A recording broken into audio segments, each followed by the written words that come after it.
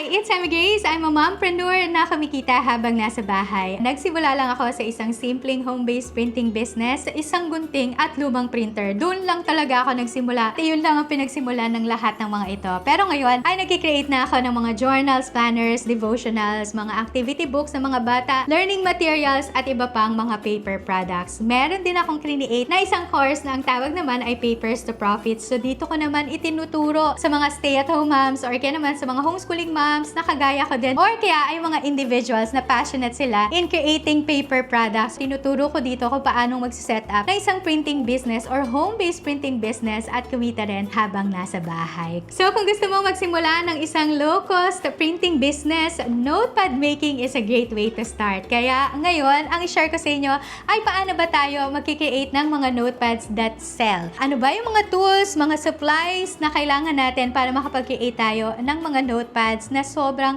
mabenta talaga in the market. So, if you're ready, let's get started. So, bago ko ipakita sa inyo yung mga tools at supplies na kailangan natin para makapag-create tayo ng mga notepads, allow me to share lang yung mga notepads na kaniliate natin dito sa Graceful Homeschooling. We could start with these ones. Itong mga to, sobrang simple lang nito kasi ruler, cutter, at padding glue lang kailangan mo, makakapag-create ka na ng mga ganitong notepads. Iba't ibang klaseng designs plus iba't iba ding sizes. Wala namang uniform na size na kailangan ganito yung size for a notepad. Wala namang ganon. Depende sa kung ano yung gusto nyong size na gawin. So, ito yung mga yan na notepads na create natin dito. Oops, kabaliktad to. Ayan. And then, another one ay yung Study and Slay. Depende kung gusto nyo maging seasonal yung theme ng inyong mga notepads. Like, for example, Christmas. Kung halimbawa naman, Valentine's Day, mag-release din kayo ng mga notepads na pang Valentine's Day naman. Ayan, meron ako ditong ganyan ang itsura niya. And then, Senior Heart. And itong self-care na notepad. So, wala naman tayong size, no? Kung anong gusto nyo talagang size, ay iyon yung pwede nyong gawin. We could also make these notepads to the next level. Alam nyo kung paano. Gagawin natin siya na magkaroon ng hardbound na cover. So, I have here examples ng mga notepads na ginawa namin dito sa Graceful Homeschooling. And this one, hindi din natin kailangan ng binding machine para lang din mabind yung ating mga notepads. Gumamit lang ako dito ng Chicago screw para lang din mabind itong mga notepads natin. So, this one is an example of this. So, meron siyang hardbound cover dyan.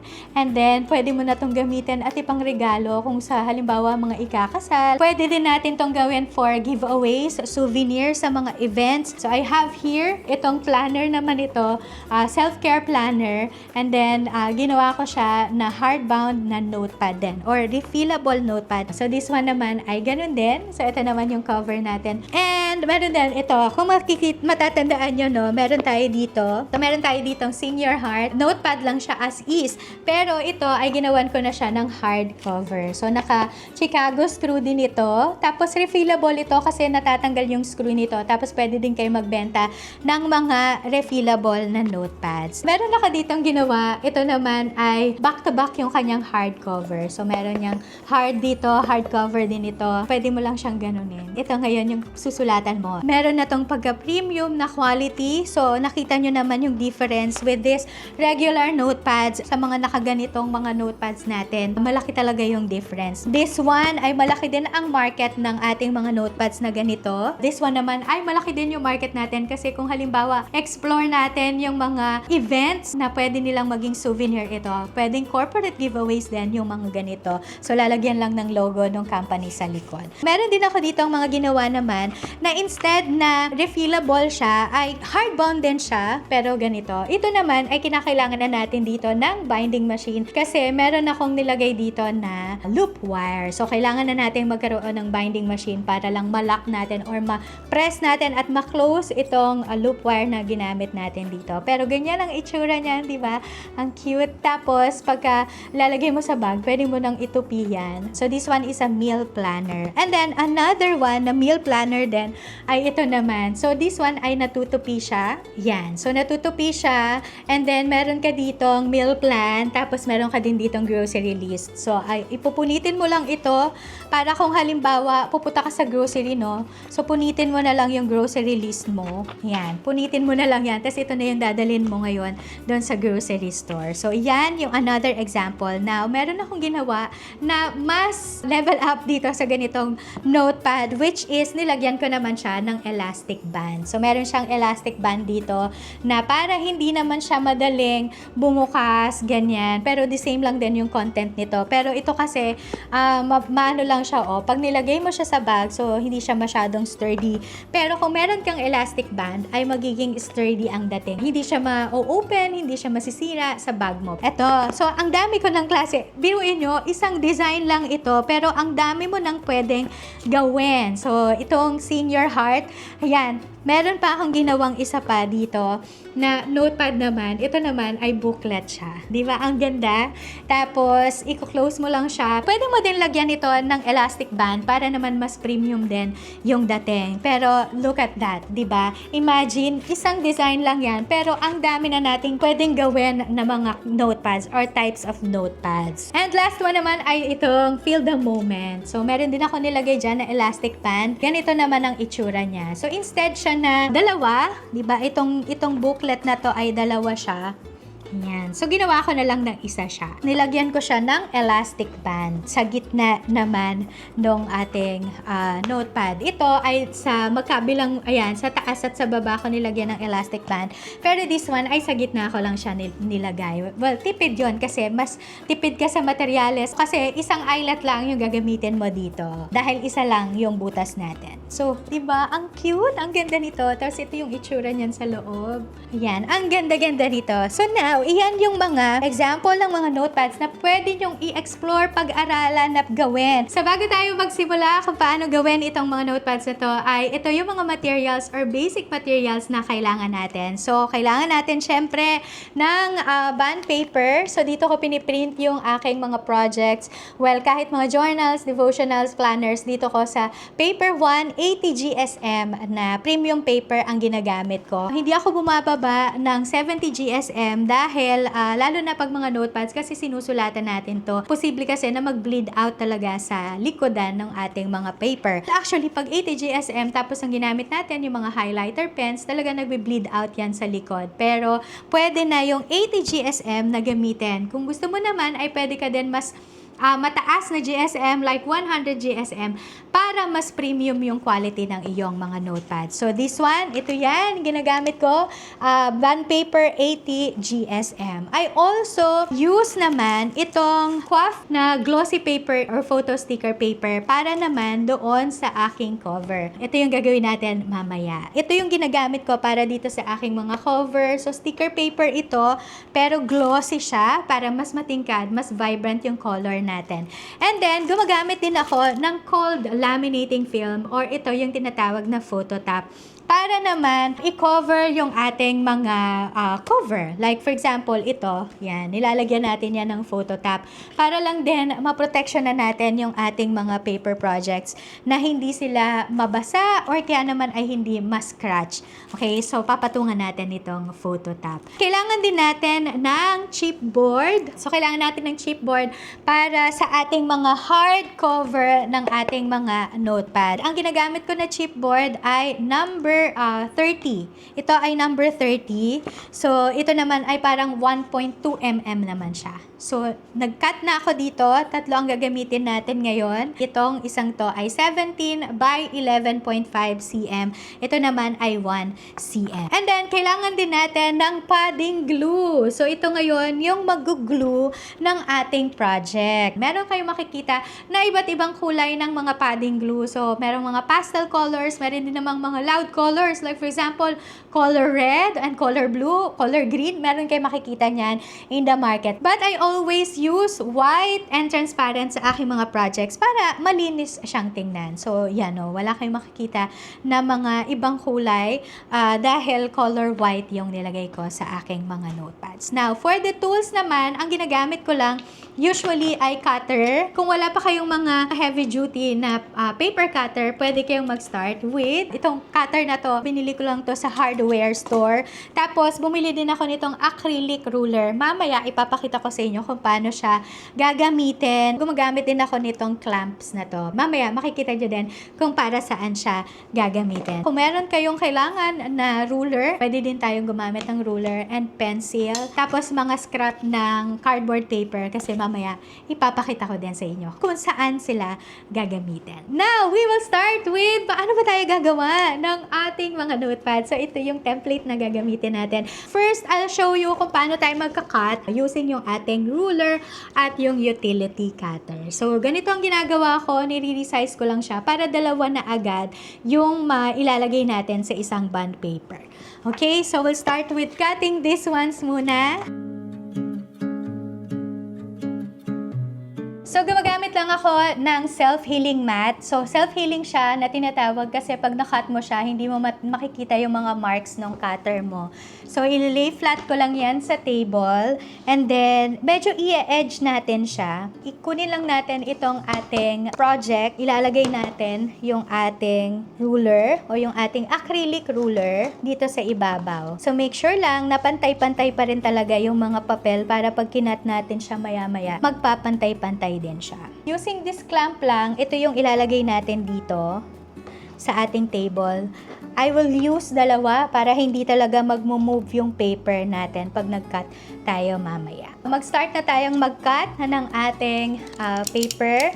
So, gamit lang tayo ng utility na cutter. Tapos, ang technique talaga dito ay kailangan dahan-dahan mo siya na ika-cut. So, huwag mo siyang biglain para magpantay-pantay talaga yung pagka-cut natin. So, dadahan-dahanin lang natin talaga siya hanggang sa maubos natin yung mga number of sheets na meron tayo sa ating notepad. So, na-cut na natin siya.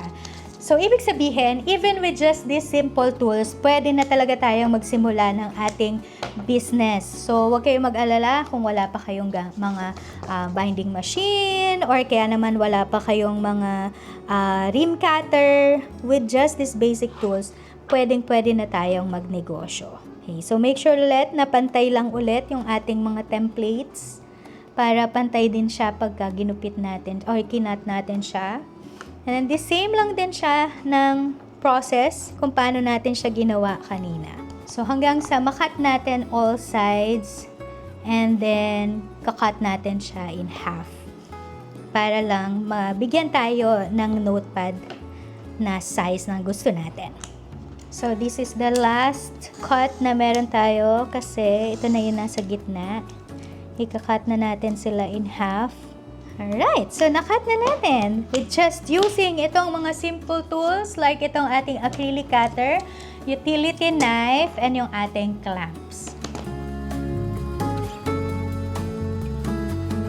So now, ang gagawin natin ay i-glue na natin itong ating mga notepads pero make sure lang na pantay talaga siya para pag linu natin siya ay pantay-pantay siya mamaya. So, kinat ko na siya. Naglalagay lang ako ng calling card paper dito para mas matigas siya dito sa ating backing. Ito ay calling card paper, 250 GSM naman siya. Para lang mas matigas, sturdy siya pagka dinikit natin siya mamaya doon sa ating cover. And then, I'm gonna use itong mga scrap na mga chipboard natin. So, ilalagay ko lang yan dito. Lalagay lang natin yung ating chipboard. Ilalagay natin yung ating clamps. So, kaya nilalagyan natin ng chipboard kasi sobrang higpit nitong clamp. So, meron itong parang dots dyan sa orange niya. So, pag hindi natin nilagyan ng chipboard, magmamark yan dyan sa ating notepad. Kailangan pantay-pantay ito para walang malulose talaga doon sa ating notepad. Ngayon, ang gagawin natin ay i-glue na natin. So, I'm using itong ating padding glue na white and then I'm gonna use spatula lang din para at least pantay-pantay din dito sa ating notepad yung paglalagay natin or pag-apply natin ng padding glue. So, dati ang ginagawa ko, manipis lang yung unang application niya. Pero dahil medyo thick yung nabili ko na padding glue, ay pwede na din yung makapal. Tapos, lalagyan mo lang siya dyan. Kaya gusto ko yung scraper na ganito dahil pantay na pantay talaga siya pag in-apply natin or pag nilagyan natin siya ng padding glue. So, make sure lang na magkakadikit talaga yung ating mga papel para maiwasan natin na merong mga nalulus, merong mga hindi nalalagyan ng glue, at dahan-dahan lang. Take time to apply. So, akala natin mahirap siyang gawin, di ba? Or kaya naman ay parang di ko siya kayang gawin. Promise, kayang-kaya nyo siyang gawin at may enjoy nyo siya after nyo makagawa ng ilang mga notepads, kahit isang notepad lang, no? Magawa nyo siya. Sobrang maiinganyo na kayo na gumawa pa ng gumawa ng mga notepads. Kaya nga, ang dami ko ng mga collection ng notepads dito. Kasi nga, sobrang na-enjoy ko din talaga yung paggawa ng notepads. Make sure lang na even yung pag-apply nyo ng glue. Tignan nyo rin yung pinaka-back niya kung nakakain ba siya ng glue. Kasi sometimes hindi na siya inaabot. Tapos, after nito, you can let it sit for about 3 to 5 minutes. Habang hinihintay natin siya na matuyo, ay gagawin naman natin yung ating cover. So, for our cover, ang gagamitin natin ay itong ating template. Kuha lang tayo ng ating photo top. So, itong photo top, matte. Iba-iba yung klase ng photo top na meron tayo. So, iba't ibang texture din to. Like, for example, meron siyang canvas. So, kung gusto nyo na mas premium, ayan, pwede kayong gumamit ng leather or kaya yung glitter, okay din siya. So, ganitong itsura niyan. Ang ginagawa lang dito ay pinipeel off lang to. Dahil ang photo top ay adhesive siya. So, ito yung madikit.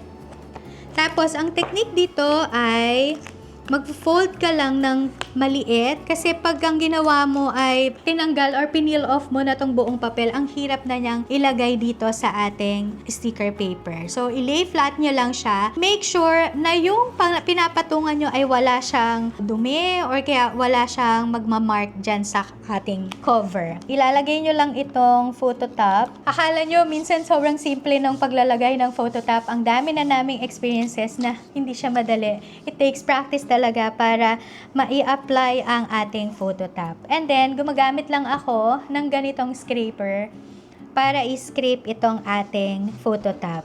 So, dahan-dahan lang ang ating pagkakabit ng photo top kasi minsan nagkakaroon siya ng bubbles or kaya naman ay nagkakaroon siya ng mark na hindi maganda. So, yan. Na-apply na natin ngayon itong photo top sa ating sticker paper. Ang gagawin naman natin ngayon ay ilalagay na natin or ikakabit na natin yung ating mga chipboards. So, pagkakabit ng chipboard ay mag-mark lang kayo kung nasaan yung center niya. Para lang din alam natin na doon natin ilalagay itong ating maliit na chipboard.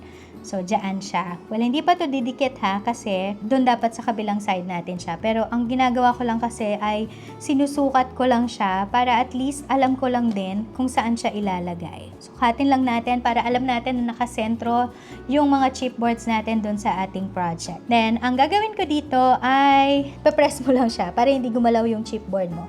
And then, maglagay ka lang dyan ng reference mo. So, tutupi mo lang yung magkabilang dulo. So, alam mo na nandun yung reference mo. Tapos, para makabit mo na rin itong mga to. Peel off lang natin itong sticker paper. So, now na nandito na, alam mo na yan, meron ka ng mark dyan. Nandito siya. So, pwede mo nang ikabit itong ating paper. Make sure lang na nakapantay siya, nakagitna siya, or hindi na kayo magtatanggal ng ating chipboard para hindi siya masisira. Yan. So, pwede nyo nang dula-diretsuhin since nandyan naman na yung isang chipboard na kailangan natin. So, after nito ay pwede kang gumamit ng bookbinding guide para lang din mag-guide ka kung nasaan ba, saan mo siya ilalagay, no, yung mga chipboard na natitira. Yan, meron kang guide dito. Tapos, doon mo ilalagay ngayon tong strip na to. So, para lang din pantay yung spacing natin. So, kaya tayo gumagamit ng bookbinding guide. So, ngayon, itong bookbinding guide ay pwede nyo din siyang gamitin para sa mga gilid. Kaya meron siya dyang triangle. So, ikakabit mo dyan sa pinaka-corner.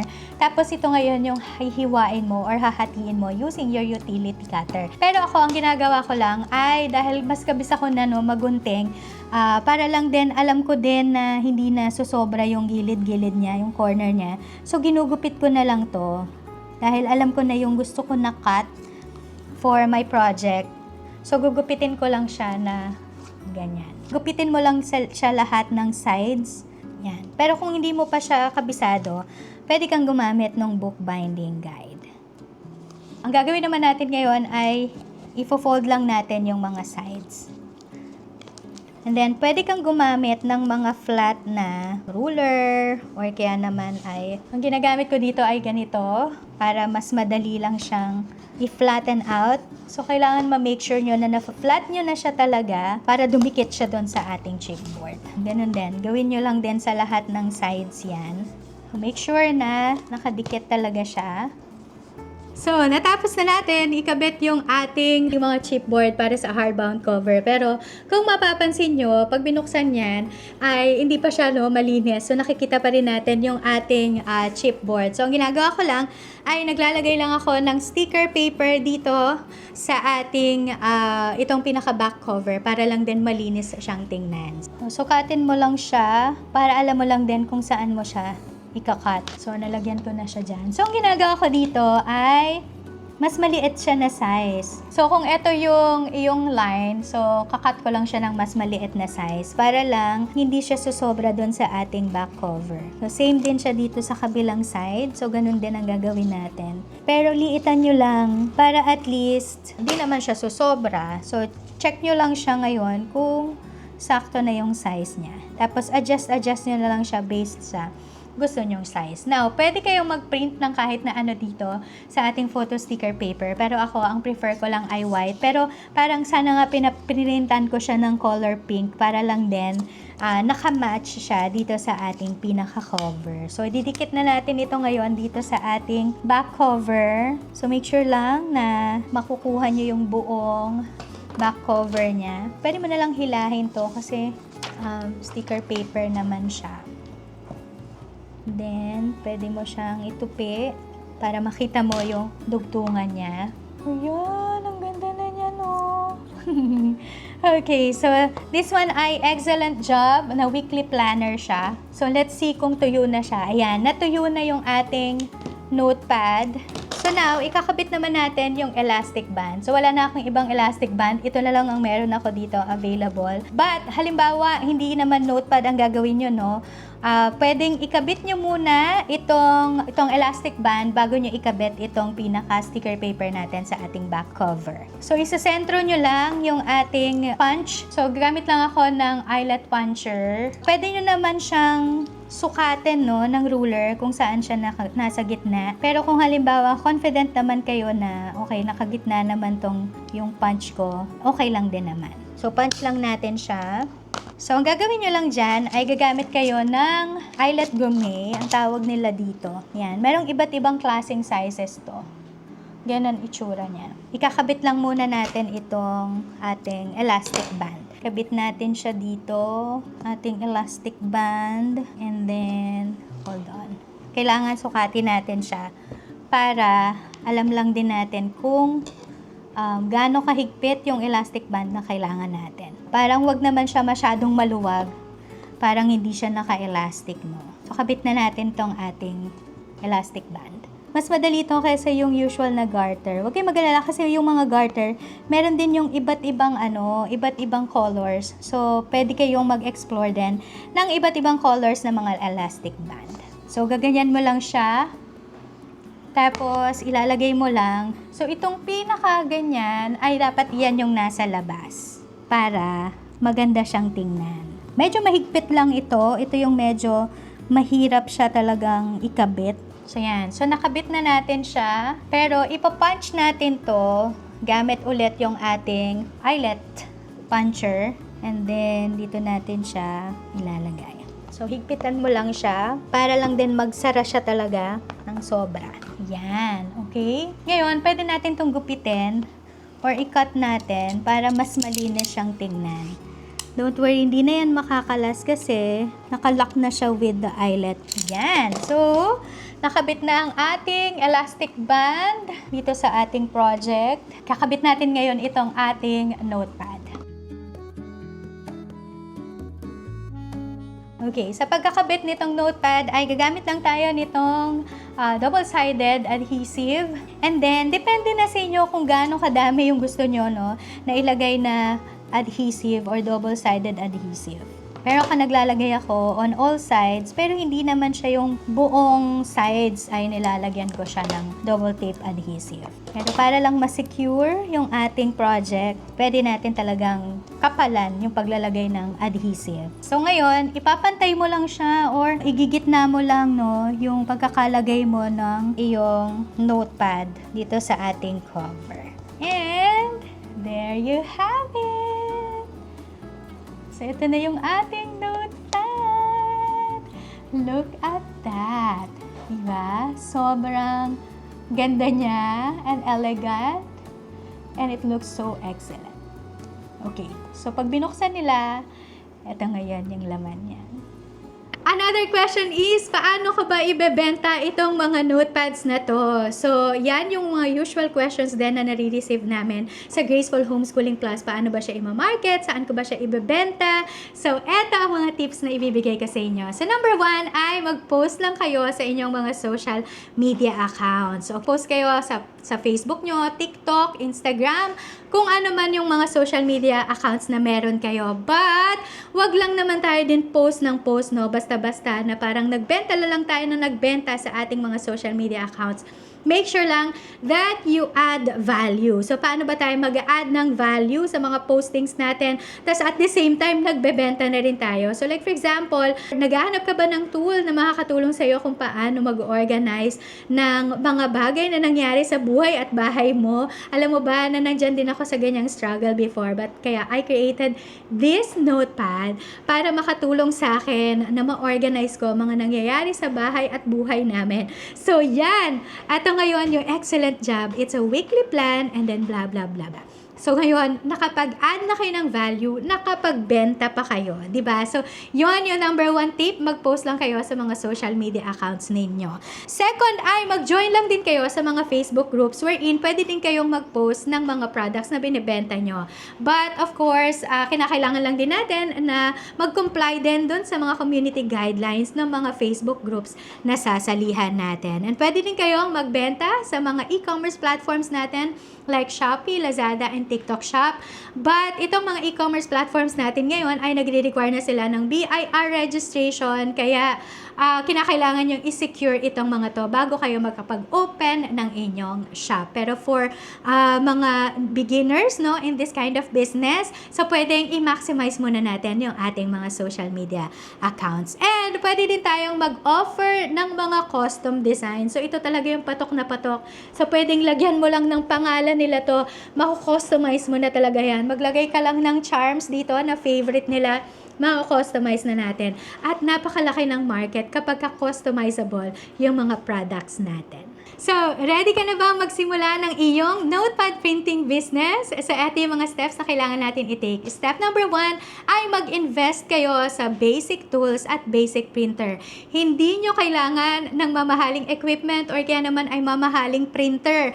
Basta meron kang basic tools at basic printer, makakagawa ka na ng mga notepads na kagaya nito. So, kagaya na pinakita ko sa inyo kanina, gumamit lang tayo ng mga basic tools para makapag-create tayo ng ganitong notepad. So, that's number 1. Number 2 ay mag-create lang kayo ng mga unique designs gamit, kung marunong kayo mag-Canva, gamitin nyo ang Canva, i-maximize yung Canva. Napakadaming pwedeng gawin sa Canva. Or kaya naman ay kung nagpo-Photoshop kayo, ay pwede din kayong gumamit ng Photoshop. This one ay hindi nyo makikita sa market dahil ako nag-create at nag-design nitong notepad na ito gamit ang Canva.